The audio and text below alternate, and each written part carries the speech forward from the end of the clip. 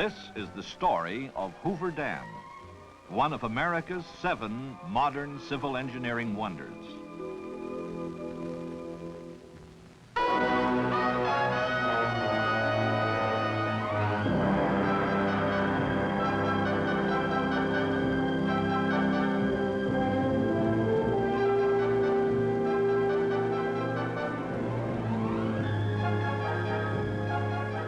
Build a dam in the wilderness and the world will beat a path to it.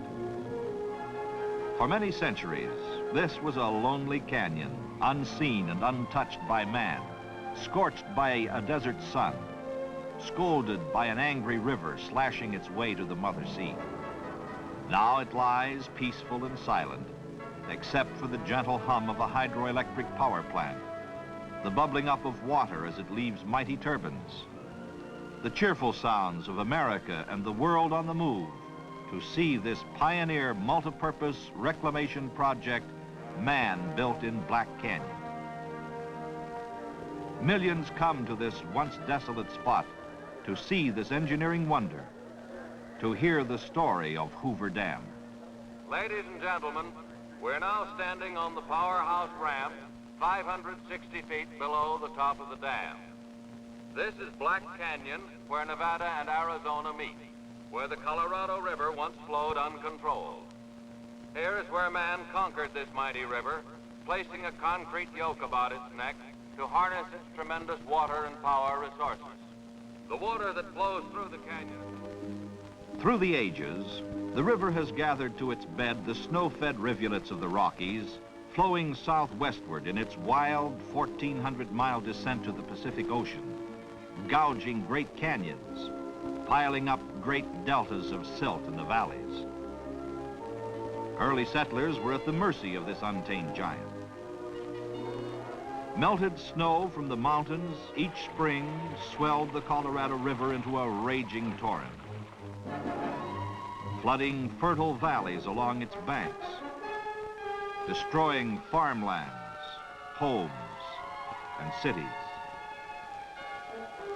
In 1905, the Colorado cut through its banks below the Mexican border and for 2 years poured unchecked into the Salton Sink, forming an inland sea.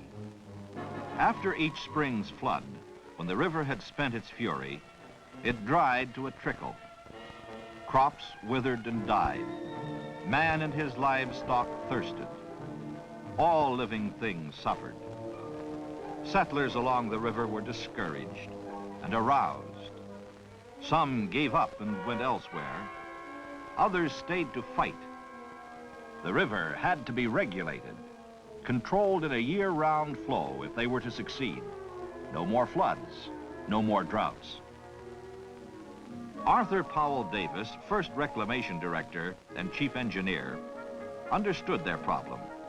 For years, he had traveled up and down the river, surveying, studying. Build a high dam in a deep canyon upstream to control the river, he reasoned. In 1918, Davis reported his findings and proposals to Congress. Congress responded in 1928, passed the Boulder Canyon Project Act, authorizing construction of Hoover Dam to control and regulate the Colorado River, and the All-American Canal System to deliver water to farmlands on the lower river.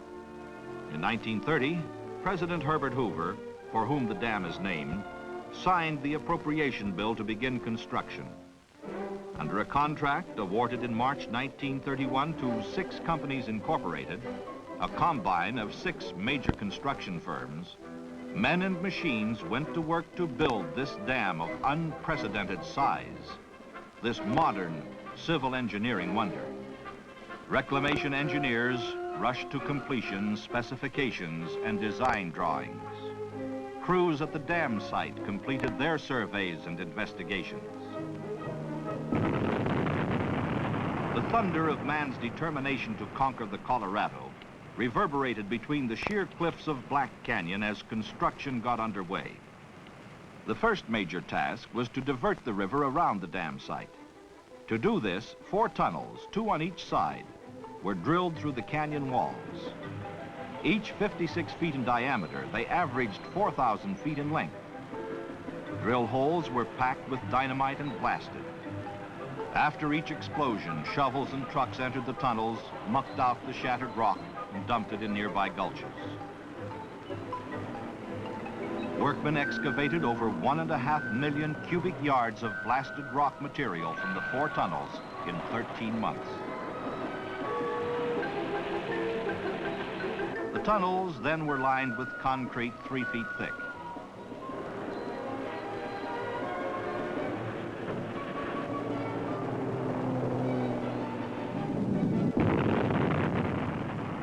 Explosions rocked the canyon almost daily for 2 years before actual placing of concrete in the dam began.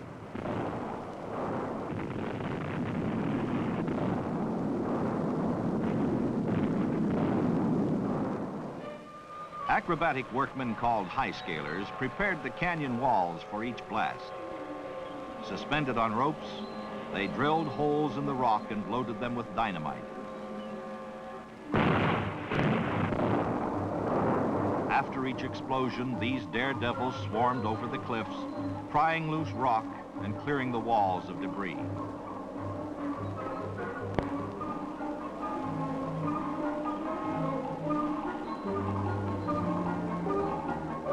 In November 1932, the Colorado River was diverted.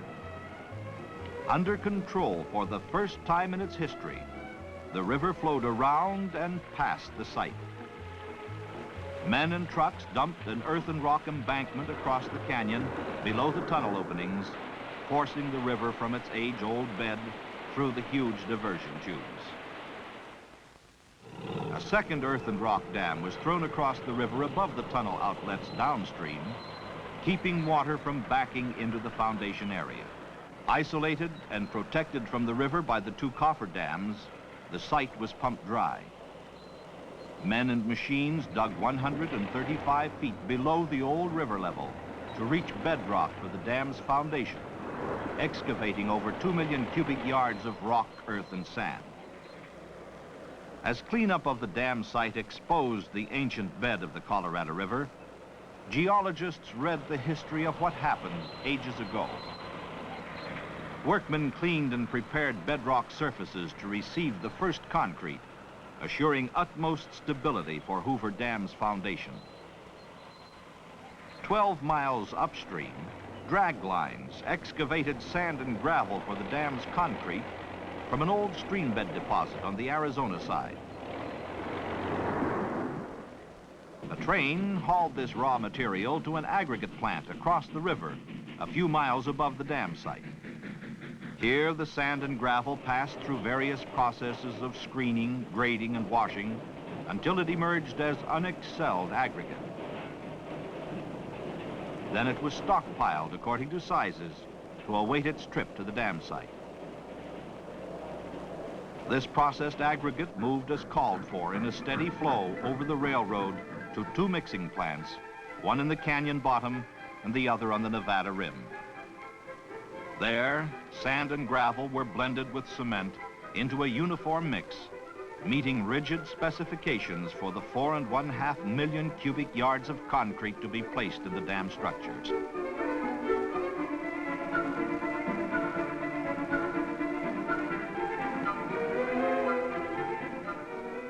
From the mixing plants, concrete was dispatched to all points of construction.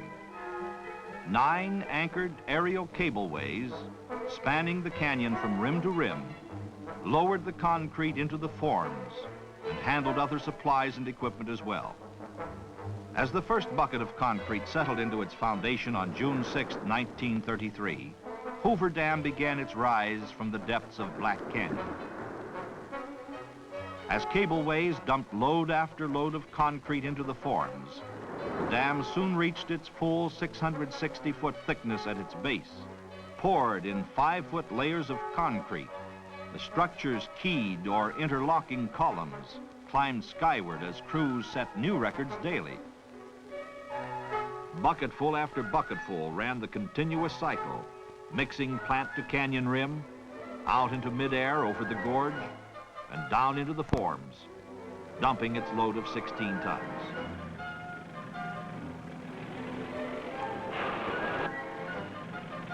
Crews vibrated and compacted the fresh pours, while buckets returned again and again to the mixing plants to be filled with more concrete or other waiting forms. Crews worked under all conditions, all seasons of the year without cessation, rain or shine.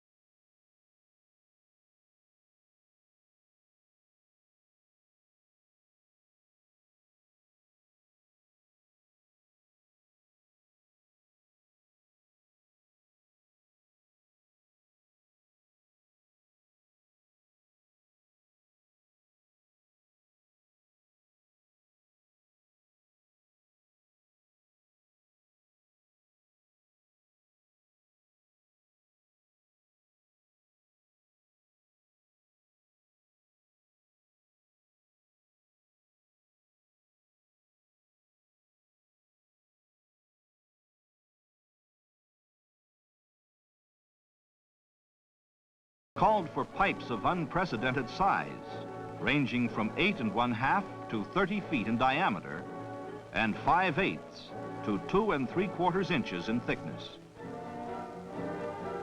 As it was not possible to ship units of this size across country, steel plate was brought from eastern rolling mills.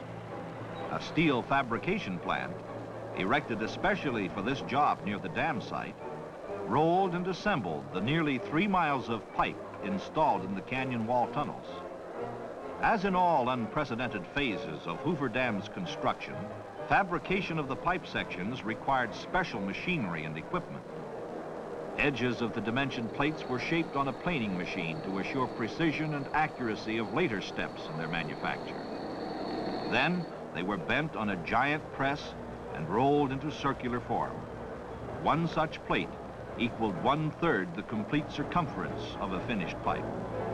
3 of the largest curved plates welded together formed a ring 30 feet in diameter and 11 feet long. 2 of these rings joined made up a section weighing 150 to 184 tons.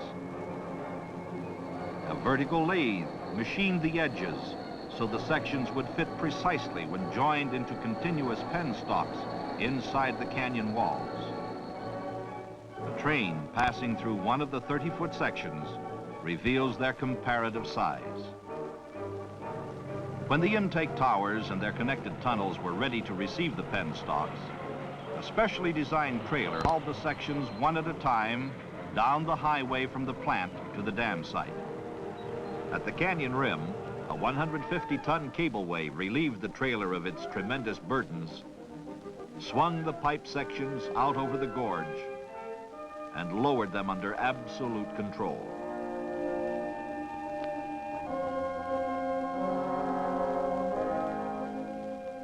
Trailers waiting at portals of the access tunnels carried them to their permanent connections inside the main tunnels.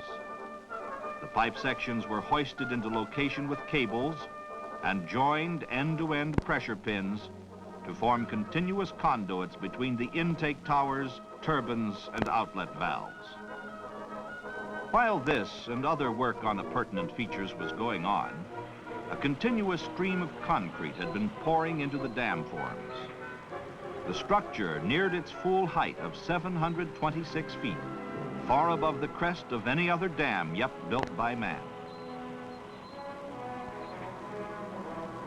On May 29, 1935, 2 years after they had begun pouring, crews placed the last concrete in Hoover Dam.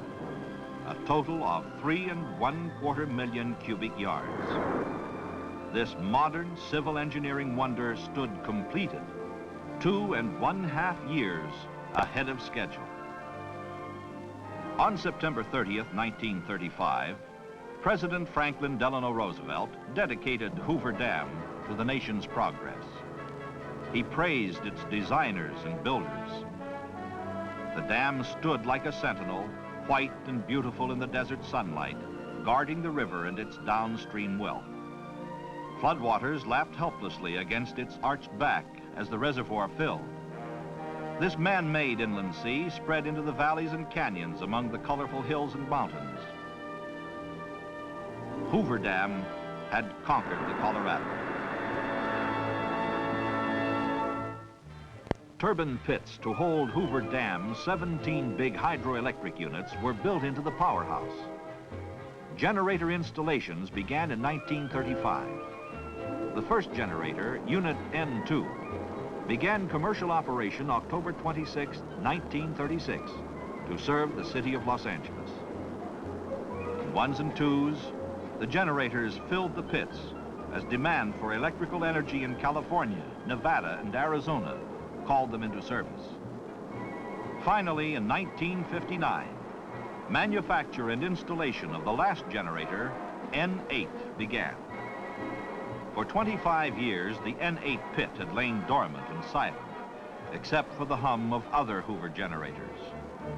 Now, as more generating capacity was needed, contracts were awarded for the generator's manufacture and installation.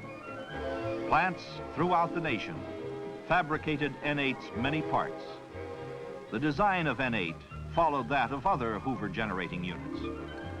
It is a 95,000 kilowatt, 60-cycle, 16,500 volt generator driven by a 115,000 horsepower turbine. Falling water from the reservoir, which spins and powers the turbine wheel, is controlled by a huge butterfly valve, which permits the water to flow to the turbine from the feeder penstock. Weighing 2,000 tons, N8 parts were shipped to Hoover Dam on 60 rail cars. Arriving at the canyon rim overlooking the dam, the parts were lifted by cableway out over the canyon and down to the powerhouse. Parts descending into the gorge on strands of cable were familiar and almost daily sights, reminiscent of previous installations. And the main cableway operator was the same one who had helped install and operate the cableway during the dam's construction in the early 1930s. Others likewise had worked on the project throughout its construction.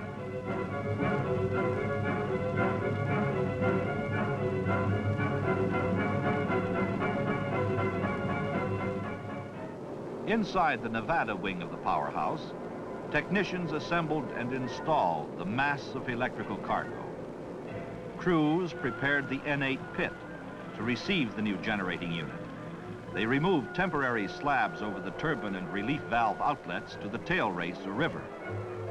Liners assembled in these openings were set in concrete. The turbine's scroll case sections were lowered into the pit. The sections were leveled, bolted together, and aligned. The completed scroll case was then anchored in concrete.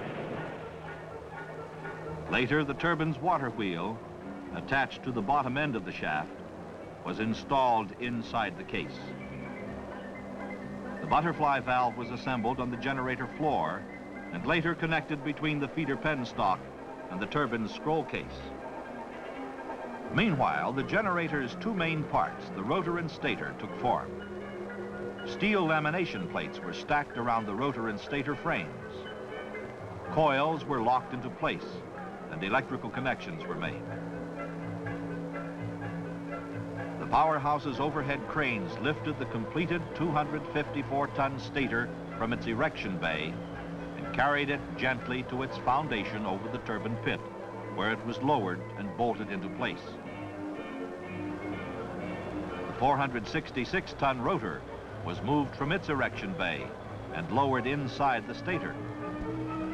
The rotor was then joined to the turbine water wheel by a 38-inch diameter shaft, 63 feet long. Guide and thrust bearings and other parts were added to complete the assembly. After test runs, N8 went on the line December 1st, 1961, to serve the state of Nevada and to complete the Hoover power plant, raising its capacity to 1 1/3 million kilowatts, keeping it as one of the world's largest hydroelectric installations. As the last sounds of construction faded into history, Hoover Dam had cost $175 million. Less a deferred payment of $25 million allocated to flood control, Hoover Dam's cost is being returned to the federal treasury at 3% interest from the sale of hydroelectric power. Hoover Dam has fulfilled the hopes and expectations of those who envisioned this great reclamation project. Colorado River waters that once destroyed man and his property now serve him. The Colorado pours its waters into Lake Mead, named for Dr. Elwood Mead, Reclamation Commissioner during construction. Lying calmly behind the dam, these waters await need by downstream users. Water is released through the Hoover power plant turbines in a year-round flow to irrigate over 1 1/4 million acres of desert land, serve municipal and industrial needs of the Pacific Southwest, generate hydroelectric energy, and provide various other multi-purpose benefits. The clear waters of Lake Mead have opened up a vast new recreational fish and wildlife vacation land for America. Millions beat paths to this one-time wilderness along the Colorado River to picnic, go boating, swim, fish, and enjoy these important outdoor reclamation products.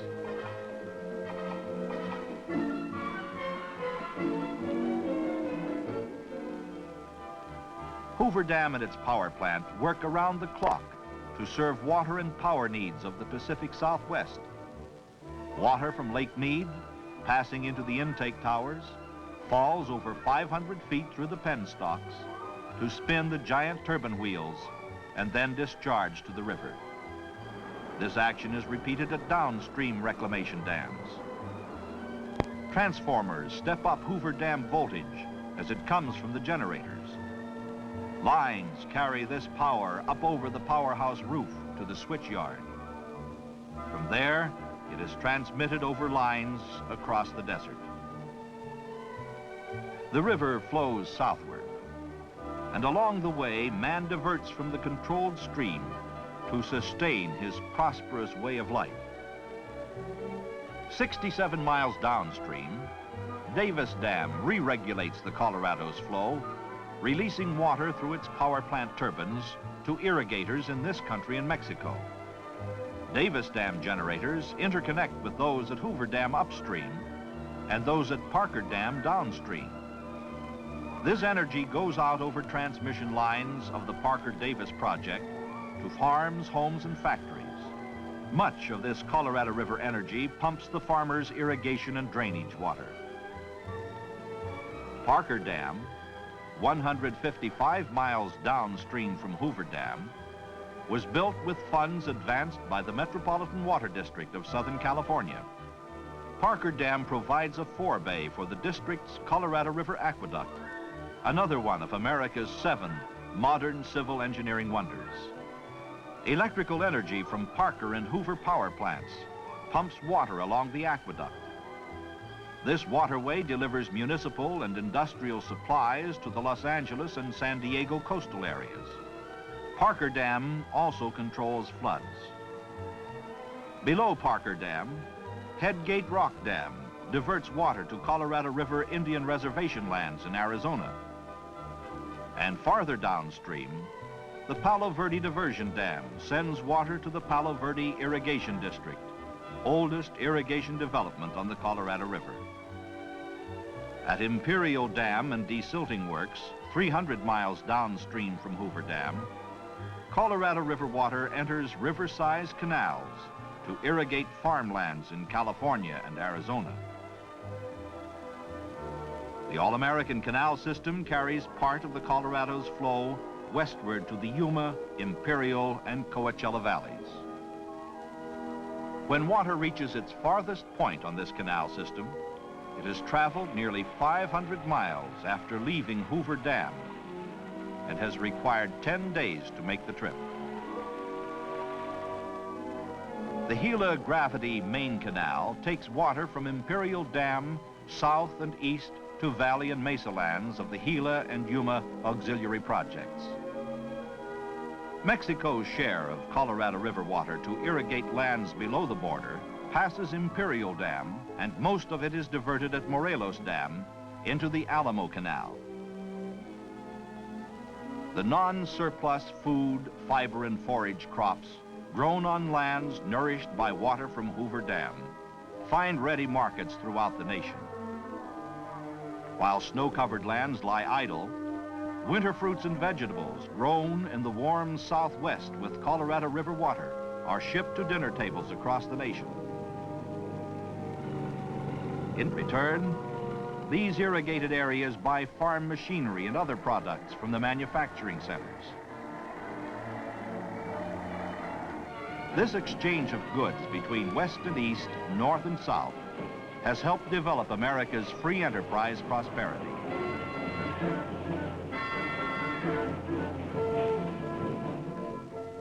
Hoover Dam has pointed the way to the fullest utilization of the Colorado River's resources. Man is adding other mighty reclamation projects to the stairway of dams on the Colorado River. In northern Arizona, Glen Canyon Dam has joined Hoover Dam in conquering and regulating the Colorado. Potential sites in other canyons on the Colorado River await the day when they, too, will cradle mighty multi-purpose dams. These developments will write new chapters in the story of Hoover Dam, truly a modern civil engineering wonder.